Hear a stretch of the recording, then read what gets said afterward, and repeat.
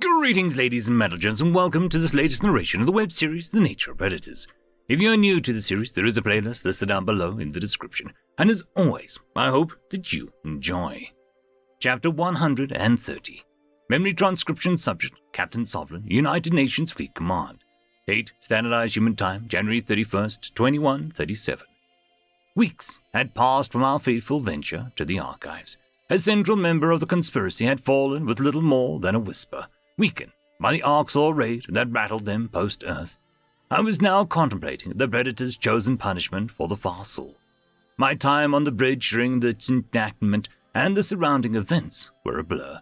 It was fair to say that I was distracted by the pre-FTL humans traveling on our vessel, along with the shocking revelations about the Vendel. I couldn't picture the mewling Vendel as a volatile creatures caught in foam, butting heads and brimming with ferocity. The Terrans had met the perfect race to be a warrior buddies, yet nobody realized it till now. Thinking back, the differences in Slenek's behavior was night and day, from his time on the ship to our encounter on Silas. Marcel's silver-gray friend had grown a spine. The Predators could dredge that volatile temperament back up, stirring emotions long forgotten. My therapist listened to my recounting of events via video log, an occasional surprise flash across her face. Dr. W.R.E. wound up working with other predator disease patients besides myself on alien worlds after learning of our mental practices. I was relieved to have someone to talk to about what we found on Tusk and the perceived fairness of the punishment that Terrans meted out. True to my word, I had gifted the meatiest revelations to Selene as soon as we reached the ship. We rushed out of the archives, 22 additional civilians in tow. There's no telling if you'll meet resistance, or what's happened above world. Focus on the task at hand, they tell us. All that, I sighed. Let's gloss right over the humans from 200 years ago being preserved in an icebox. Though, I might circle back to some questions for you. My point is, we surface and establish communications. I was thrilled to not be trapped within the water. The UN command had ordered us to return to our submarine. It wasn't clear then why no fossil were waiting for us, or whether they'd attempt to pick off departing vessels. Aerosub shuttles had been prepped to rejoin the space fleet, and the crew had been loaded off one craft at a time. It ended up as a cramped voyage, with 4 additional bodies to squeeze inside our transport. Hunter had grown morose, perhaps with the full brunt of the shock hitting him. The young Predator hardly looked around as we scaled the atmosphere, though there'd been a flash of awe when we could survey the planet's breadth. Hunter must feel the way I'm feeling, but tenfold worse, learning that aliens exist, waking up from home, and having proper technology thrown in your face, not to mention that he lost everything that mattered to him. Sorry for the dramatic pause, Doc.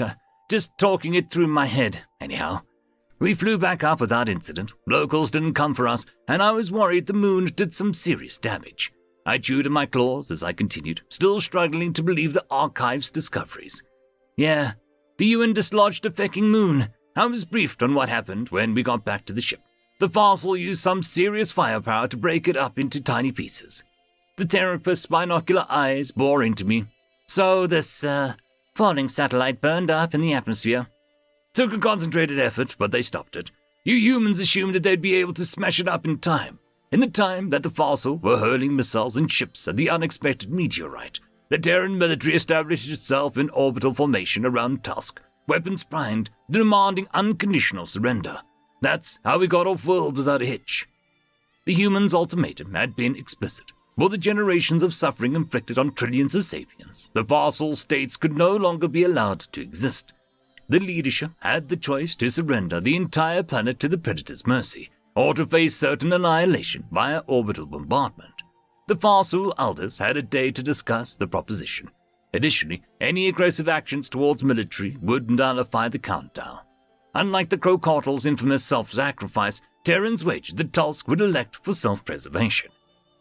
I didn't know how the humans could have that manpower for another ground occupation. 2 vassal states already presented a tremendous strain on their resources. Our ascent back to the ship went unchallenged, as the fossil fleet had stood down, awaiting deliberations.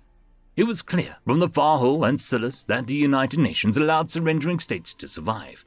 The enemy could anticipate that they'd be unharmed. Our crew stayed on duty in case of an attack, until official word came down. The objectives of our ship's mission had changed. with a sudden need to return rescued civilians to Earth. Once task was handled, it was likely we'd ferry the reawakened predators home. Cryogenically frozen members of other species had been recovered too, but only the Federation's additions from recent centuries. The supply of ancient races like Gojits, Vendel, and Crocodile was long since expended. I felt like there was something Terrans were omitting from that list. My thoughts again shifted to Hunter, wondering how the brown-haired human was doing. The civilians had been confined to a specific wing of crew quarters, reserved for diplomatic envoys or unexpected additions. Captain Monahan hadn't wanted the primitives disrupting military activities while we were occupying hostile territory. I thought that was a wise decision. Having Onzo gawking at basic machines was enough. Dr. W.R.E. cleared a throat, then ill primed to Sovlin. I can't let you retreat into your head and get swept away in your thoughts. Let's focus on what happened. What was the Farsel's response to the demands? The United Nations terms were accepted, I murmured. I didn't know what we had in store for them, but it was laden with conditions. The elders and high-ranking leaders were to surrender, so that they could be brought to Earth for trial along with captured archivists. I was surprised that all but 2 elders turned themselves in. Those 2 were found in the offices with the self-inflicted demise per recon drones. One else was asked of the Farsal. I don't imagine that was it. The United Nations sent transports to collect all predator disease patients, political prisoners and dissenters, and foreign diplomats or visitors. I didn't understand what we were doing, but even with local assistance, it took days to round up everyone we wanted. A few of the parties were allocated to our ship, actually, and stowed in a separate wing from the primitives, outdated humans. A stern breath seeped from her lips. Erase the word primitive from your vocabulary. It's demeaning and unhelpful. Sorry, Doctor. My point is, Terrans wanted to retrieve everyone they deemed innocent off-world, because they didn't intend for anyone else to leave Tusk again. How so? My eyes rolled back in my head as I recalled the scene in the viewport. The UN fleet had moved a number of useless objects into Tusk's orbit and caused them to either disintegrate or collide with artificial satellites. The humans hadn't been satisfied with resulting debris field, so they lugged more space junk into the planet's vicinity. Carlos referred to the concept as a Kessler syndrome, and Onzo chimed in that cascading collisions would continue for centuries. It was a self-sustaining chain that would only worsen with time. That was when the Terrans proclaimed their terms, with the righteous indignation that only they could muster. The Farsal lost their right to roam the stars, with the revocation of autonomy for other races and their cultural genocide of hundreds of worlds. The Predators intended for no ship to leave Tusk again, and thus rendered spaceflight impossible. These conspirators would be confined to their own world, imprisoned by a tomb of debris indefinitely. The UN shot down a bunch of satellites, creating an impenetrable cloud of trash, sealing the world's inhabitants in. I shudder, thinking how humans even dreamed up such a consequence. My spine laid flat, despite my unease. It was becoming normal to witness how devious the Predators could be. We left nothing to chance. FTL disruptors were set up in the world's bounds, multiple in case one failed. UN ships would patrol the system in case the Farsal ever tried to launch anything or cleanse their orbit. I presume existing weapons were accounted for. Military installations on Tusk were destroyed before we created the cage. Orbital defense stations were surrendered to the jurisdiction of the UN to be used or salvaged as we desire. The Elders ordered the colonies and their forces to stand down. Compliance with the Terrans Roundup was mandatory on the homeworld. Just like that, a founding member of the Federation is no longer spacefaring. Depending on humanity's wishes, they might not ever be again. How do you feel about that, Sovlin? Well, Carlos tried to tell Sam there's innocent civilians that got caught in the crossfire. Sam said that they took the ones who stood up for you, the dissenters, and the fellow victims, and the others should be grateful that they were allowed to continue living. Something along those lines. I asked how you feel. It's complicated. When I talked with Selene, we remembered giving Sam a hard time about humans-animal testing. I felt sick at the thought of using a creature as a toy, even for medicinal purposes. After meeting Hunter, I'm coming to realize that you were never savage monsters, living solely for carnage. So the Farsal did testing, experiments on genuine sapiens without any healing purpose in mind. Stopping your predation isn't noble enough to justify it. If I'm understanding you, it follows that you are now unsure the experimentation on Gojits was justified. I despise my ancestry, yet I can't imagine how I'd feel in Hunter's paws. Did ancient humans really have to name their kid Hunter, by the way? That name still exists, Sovlin. You have to ask why his parents specifically felt drawn to it, but I imagine it was a wild, adventurous appeal. I'm just saying that it is comically predatory. Holy protector. Anyway, Tusk's fate is unlike anything that has ever occurred, but I think the punishment is fair. The fossil species will go on, untampered with, and that's more than you can say for the rest of us. The human therapist didn't mask her pleasure, hearing me frame meddling in a species' affairs as negative. Her sharp eyes dialed in on me, and she palmed her ebony chin. I could feel her pupils through the screen, tugging at what else was on my mind out of me. That was a simple quandary. After we left fossil territory, the ancient humans were allowed to leave their quarters. However, we would be arriving at Earth soon, and I hadn't seen Hunter throughout the return journey. Despite him being a primitive predator, I can't help but think of him as a kid that I'm worried about. Perhaps he wants time to himself, so I don't know if I should try visit. Hunter hasn't left his room, not even for mealtimes. I leaned back in my chair, fidgeting with concern. The UN leaves care packages outside the guest stalls, and those have disappeared, so I know he's handling his basic needs. I don't know how he'd feel about me barging in, or even if I'd be helpful. Maybe someone like Onza would be better. You know, since they both grew up without technology, and the Yodel is even more primitive than him. The psychologist issued a sharp cough and leveled a forceful stare at my skull. Savlen? Oh, for fuck's sakes, how much can you really expect of me? Just let me finish. The Uplift has his own cryopod human, and's been running her ear off instead of me, which is good. I'm glad to have a break from him, but that means Hunter is my responsibility. I don't know what to do, and I don't want to ask anyone else. Does he want to talk? Do I help him out during our short leave on Earth? Hunter must be extremely lonely and confused. I'd be happy to fit him into my schedule if that was something he wanted down the road. What a unique set of circumstances. Why don't you knock on his door and ask if he'd like to speak with you? That's the quickest way to find out whether he wants space, and how deep of a rut he's in. Okay, then what? From there, assuming he's receptive to your presence, you can offer to bring him up to speed on Earth and modern amenities. Do not thumb your nose at him or talk down to him. That's the least helpful attitude you can have. Be kind. Listen, those are not my specialties. You are a good father to Hania, Sovlin, and a good teacher to Rissel. You know how to be supportive, and you know how to be a mentor.